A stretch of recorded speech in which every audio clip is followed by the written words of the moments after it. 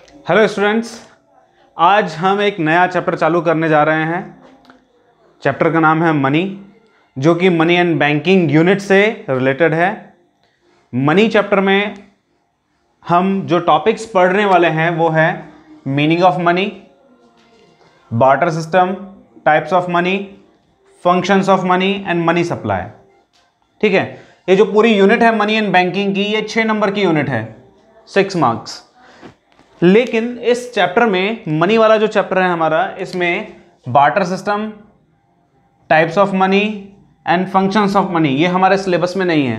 ये तीनों ही टॉपिक्स हमारे सिलेबस में नहीं है, लेकिन फिर भी हम इसे बहुत ही शॉर्ट में इन टॉपिक्स को कवर करेंगे। ठीक है, जिससे कि हमें कॉन्सेप्ट पूरा समझ में आ जाए। हमारे सिलेबस में सिर्फ मीनिंग ऑफ मनी है, साथ ही साथ मनी सप्लाई, और मनी सप्लाई में भी सिर्फ M1। मनी सप्लाई के हमारे पास 4 कॉन्सेप्ट हैं यहाँ पर, M1, M2, M3, M4। इसमें से सिर्फ M1 हमारे सिलेबस में है, बाकी हमारे सिलेबस में नहीं है। ठीक है, बट ये सारा कंटेंट हम पढ़ेंगे इसमें, और जो सिलेबस में नहीं है उन पार्ट्स को हम बहुत ही शॉर्ट में कंप्लीट करेंगे, है ना।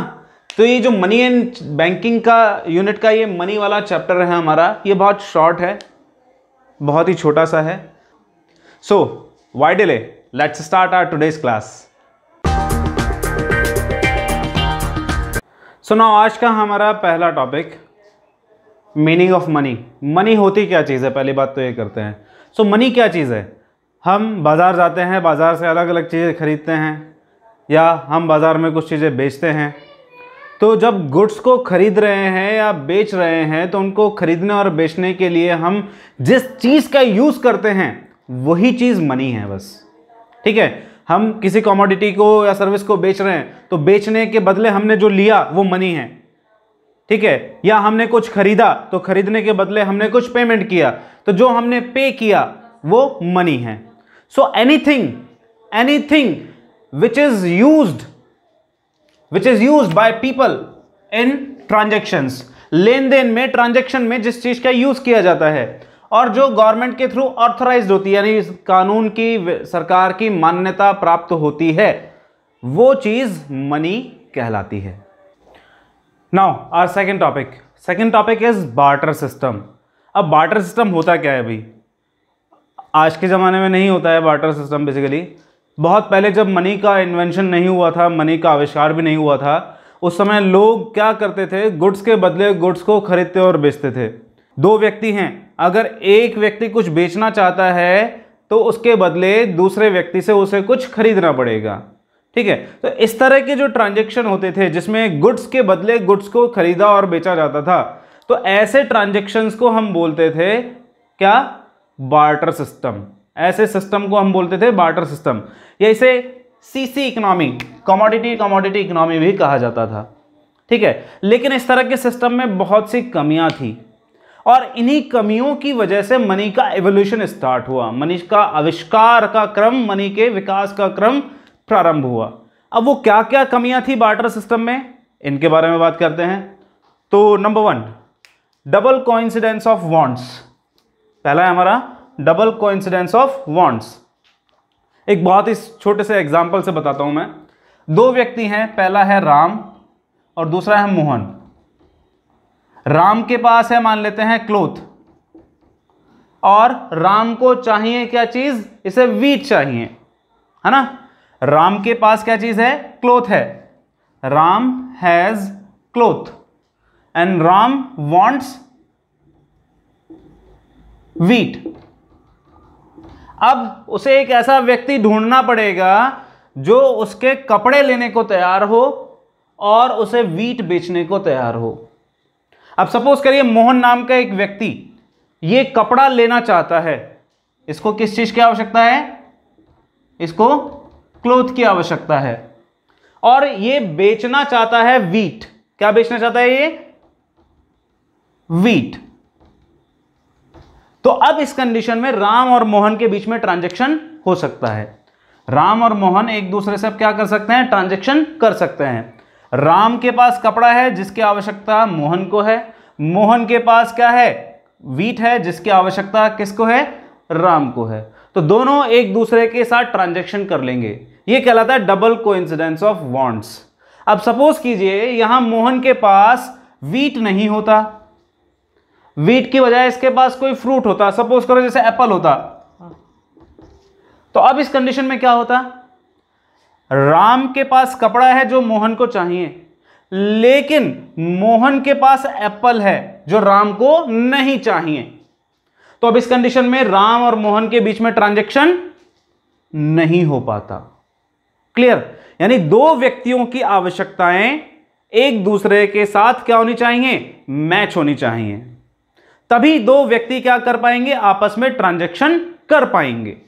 यह है डबल कोइंसिडेंस ऑफ वांट्स, जो कि बार्टर सिस्टम में बहुत रेयरली पाया जाता था, है ना। जब दो व्यक्तियों की आवश्यकताएं, जो व्यक्ति एक बेचना चाहते हैं और जो दोनों के पास, दोनों को जिनकी आवश्यकता है, जब सेम होगा तभी ट्रांजैक्शन होगा। बार्टर सिस्टम में ऐसा बहुत मुश्किल से होता था, है ना। बार्टर सिस्टम में ऐसे ट्रांजैक्शन बहुत मुश्किल से हो पाते थे, इसीलिए मनी का क्या हुआ, विकास, मनी का एवोल्यूशन चालू हुआ। दूसरा है हमारा lack of measure of value.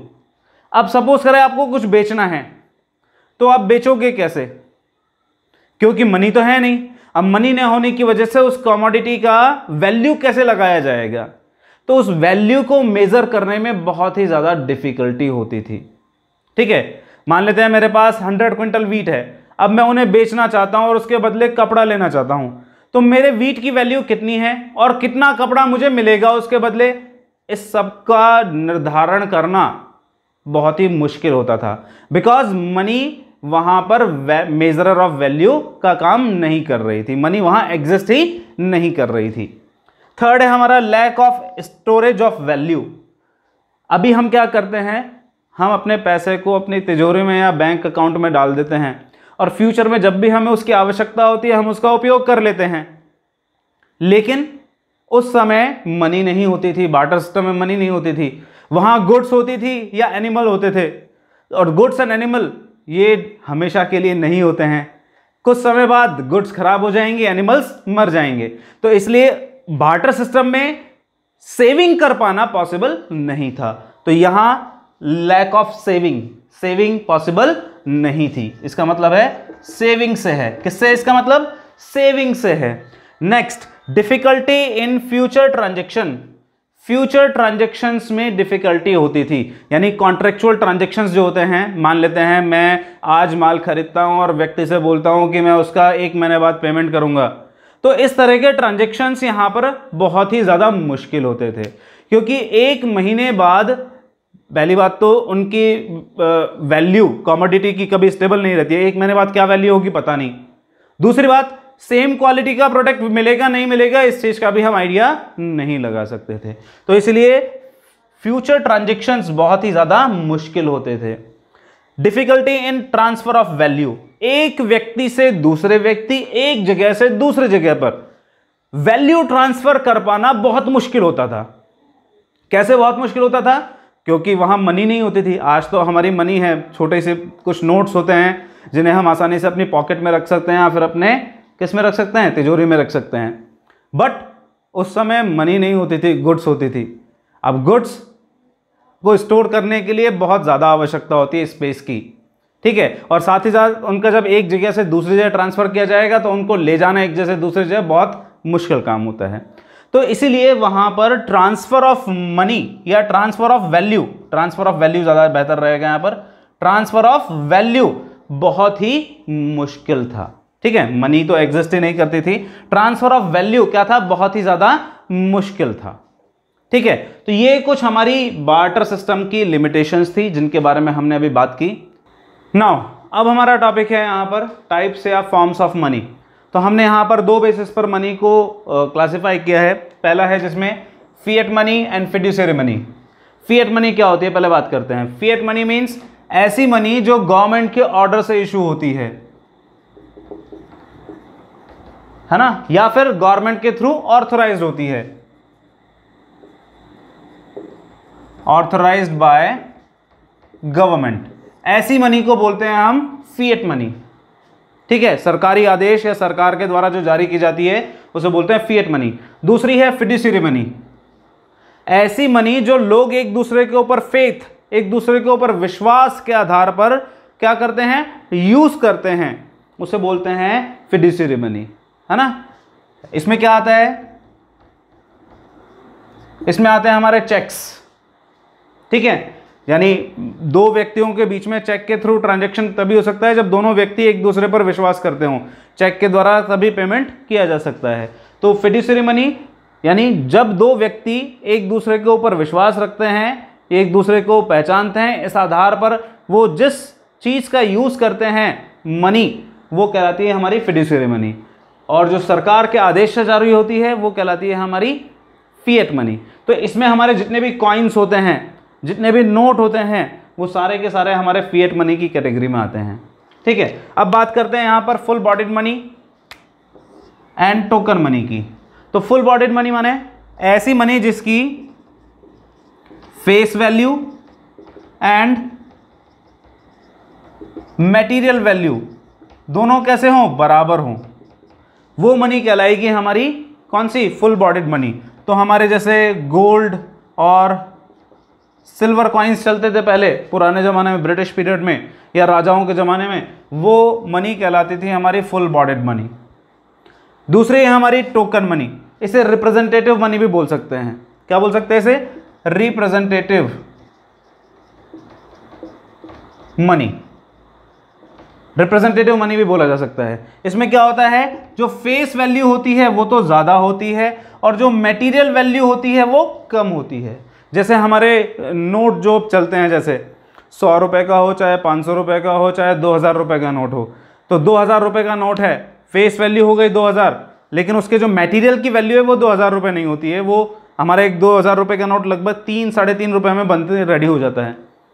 तो मतलब क्या हुआ, मटेरियल वैल्यू तो बहुत कम है और फेस वैल्यू ज़्यादा है। तो ऐसी मनी को बोलते हैं हम रिप्रेजेंटेटिव मनी या टोकन मनी। नाउ अब हमारा टॉपिक है फंक्शंस ऑफ मनी, मनी के फंक्शंस। सो बेसिकली यहाँ पर मनी के फंक्शंस को हम 3 कैटेगरीज में डिवाइड कर सकते हैं। प्राइमरी फंक्शन पहला, दूसरा सेकेंडरी फंक्शन, तीसरा अदर फंक्शंस, या इसे कॉन्टीजेंट फंक्शन भी बोल सकते हैं, कॉन्टीजेंट फंक्शंस, ठीक है। तो सबसे पहले बात करते हैं प्राइमरी फंक्शंस की। प्राइमरी फंक्शंस में 2 काम आते हैं।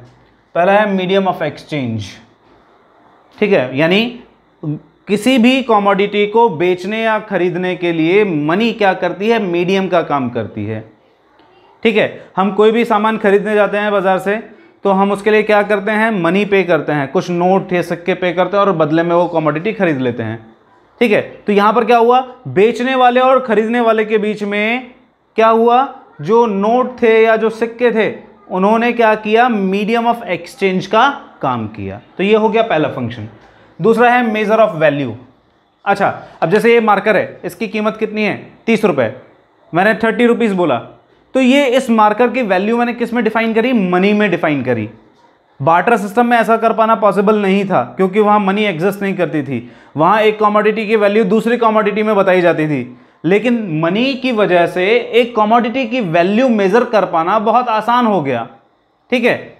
जैसे एक मोबाइल फ़ोन की कीमत कितनी, मान लेते हैं मेरा फ़ोन है 15,000 का, तो क्या हुआ, मोबाइल फ़ोन की कीमत 15,000 रुपये, 15 मनी की वजह से इसे कितनी ईजिली एक्सप्रेस किया जा सका है। अब आते हैं सेकेंडरी फंक्शन। सेकेंडरी फंक्शन में 3 फंक्शन आते हैं हमारे, 3 काम आते हैं।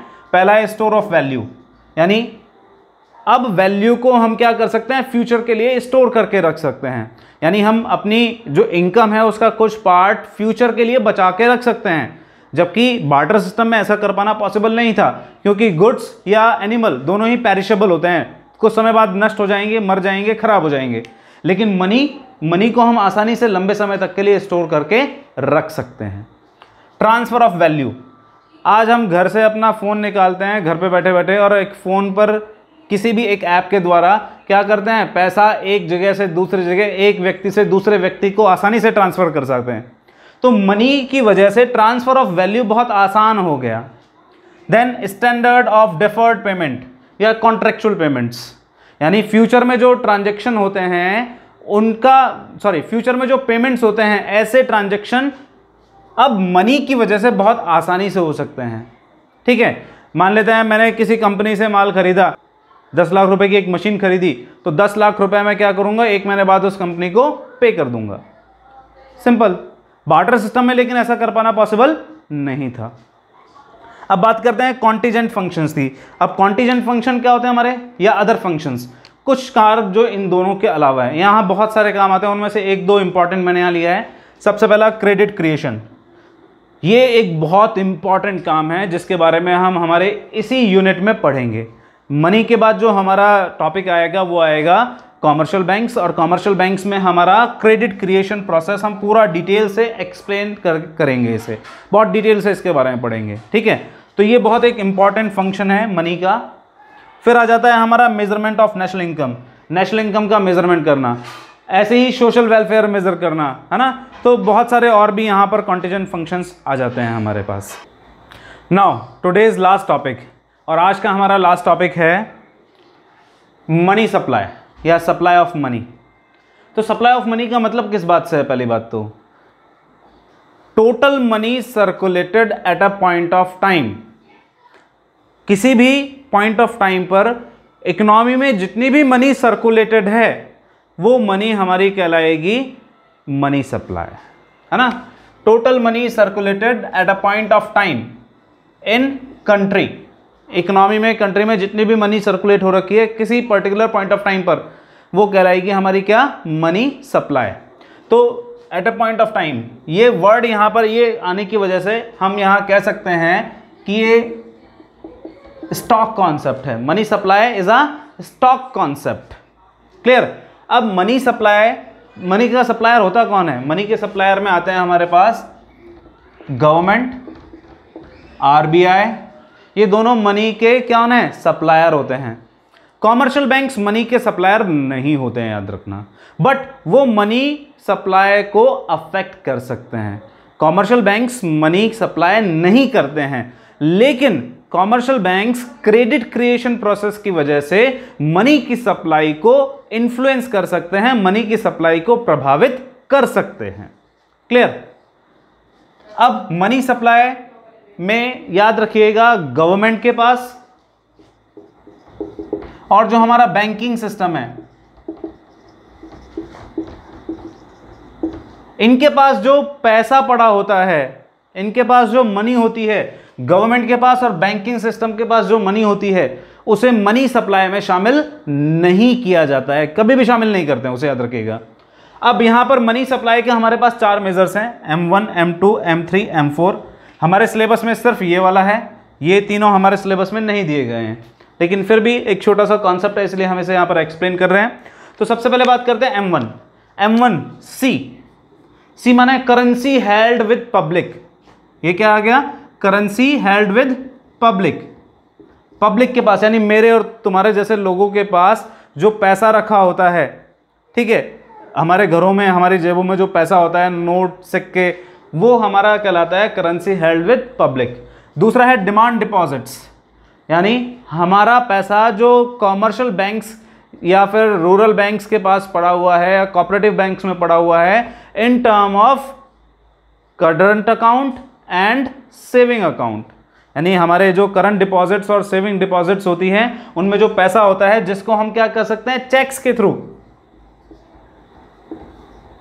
क्या कर सकते हैं, एनकैश कर सकते हैं, उसे बोलते हैं डिमांड डिपॉजिट्स। और तीसरा है अदर डिपॉजिट्स। ओडी माने अदर डिपॉजिट्स, किसके पास, आरबीआई के पास। आरबीआई के पास किसी फॉरेन कंट्री का पैसा पड़ा हुआ है, ठीक है, या मान लेते हैं आरबीआई के पास नाबार्ड का पैसा पड़ा हुआ है, ठीक है, या हमारी नॉन बैंकिंग फाइनेंशियल कंपनीज जो होती हैं उनका पैसा पड़ा होता है, फॉरेन गवर्नमेंट्स का पैसा पड़ा होता है, तो उसे बोलते हैं अदर डिपॉजिट्स विद आरबीआई। इसमें इसका पोर्शन, इसका जो हिस्सा होता है, कंपोनेंट होता है, वो बहुत मार्जिनल होता है, बहुत छोटा सा होता है, इसलिए कभी कभी इसे इग्नोर भी कर दिया जाता है और M1 में सिर्फ सी और डी को लिख दिया जाता है, ठीक है।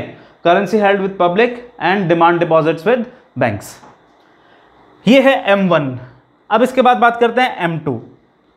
M2 माने M1 plus deposits with post office saving banks, यानी जो पोस्ट ऑफिस के जो सेविंग बैंक्स होते हैं यानी अल्प बचत योजनाएं जो पोस्ट ऑफिस चलाता है, उसमें जो पैसा आता है पोस्ट ऑफिस के पास, उसे और जब M1 को जोड़ दिया जाता है तो बनता है हमारे पास M2। अब बात करते हैं M3। M3 माने M1 plus net time deposits of banks. Time deposit यानी फिक्स डिपॉजिट्स हमारे एक पर्टिकुलर फिक्स टाइम के लिए क्या होता है बैंक में हम जमा करा देते हैं। तो M1 plus net time deposits of bank. Net का मतलब है यहां पर एक बैंक की दूसरे बैंक पर जो लायबिलिटी है, एक बैंक का पैसा जो दूसरे बैंक में है, उसको हटाने के बाद जो डिपॉजिट्स हैं, टाइम डिपॉजिट्स हैं वो।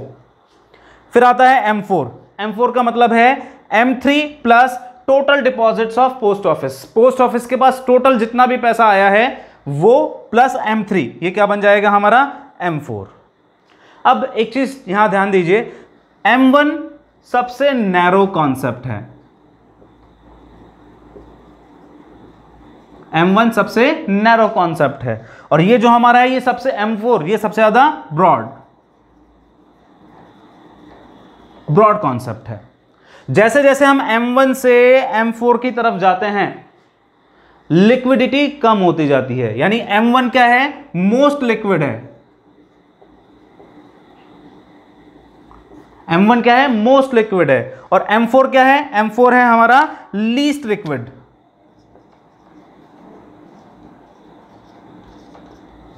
ठीक है, यानी M1 से जैसे जैसे M4 की तरफ आएंगे लिक्विडिटी कम होती चली जाएगी। ठीक है, और M1 नैरो कॉन्सेप्ट है, छोटा, और M4 ब्रॉड कॉन्सेप्ट है। ठीक है, तो ये है हमारा मनी चैप्टर। इस चैप्टर में हमने छोटे छोटे बहुत सारे कॉन्सेप्ट समझाए। हालांकि इस मनी वाले पोर्शन से बोर्ड एग्जाम में क्वेश्चंस बहुत कम आते हैं और ज़्यादातर 1 मार्क के क्वेश्चंस आते हैं, लेकिन फिर भी ये इम्पॉर्टेंट है क्योंकि एक एक बूंद से ही घड़ा भरता है। So meet you soon in next chapter जो कि हमारा होगा बैंकिंग। बैंकिंग में हम पढ़ेंगे कॉमर्शियल बैंक्स के बारे में, और कॉमर्शियल बैंक्स के बारे में भी हम स्पेशली पढ़ेंगे क्रेडिट क्रिएशन प्रोसेस के बारे में, जिससे नॉर्मली बोर्ड एग्जाम में क्वेश्चन पूछा जाता है। So meet you soon in next video. Thank you.